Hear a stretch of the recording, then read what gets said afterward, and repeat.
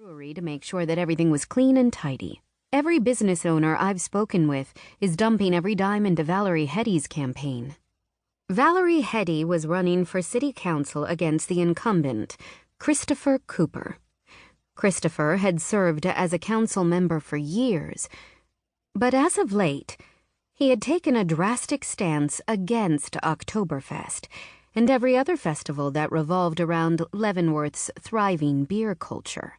He was fed up with the aftermath of these events, citing exorbitant cleaning costs that the city had to endure, and claiming that petty crime skyrocketed with the influx of strangers in town.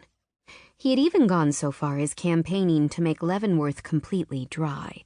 His campaign posters were plastered on every light post and street corner in the village. He had designed them to resemble Prohibition-era propaganda. They were easy to spot with their sepia-tone paper and black and white lettering with sayings like, "That money you spent on booze could buy a kid shoes," and "Drunks deserve jail." The poster that turned my stomach every time I saw it had a skull and crossbones and read, "Alcohol is poison." I had wanted to engage Christopher in a debate over the health benefits of consuming craft beer in moderation. For example, there were promising studies that had indicated that craft beer contained healthy nutrients and antioxidants. Drinking beer in moderation might improve cholesterol levels, reduce the risk of type 2 diabetes, and boost bone density, not to mention the psychological effects of one of beer's main ingredients, hops, which were a known relaxant.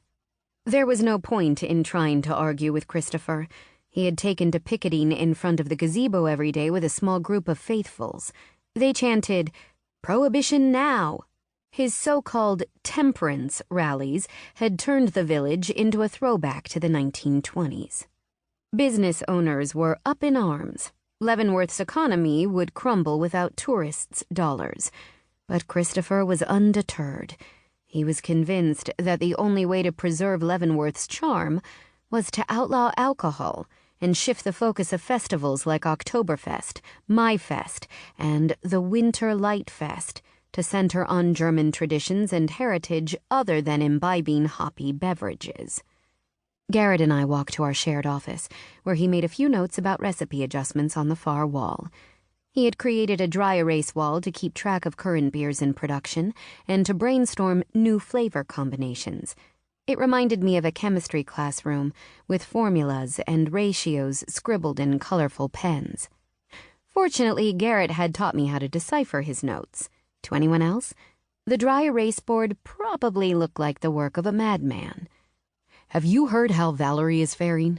he asked, drawing a picture of a hop with a green pen and writing Chinook next to it.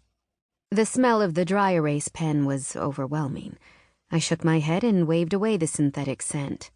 "Not exactly. I know she has the support of the business community. Have you seen how many shops have her campaign posters propped in their windows?" "Yeah, I've been meaning to get one."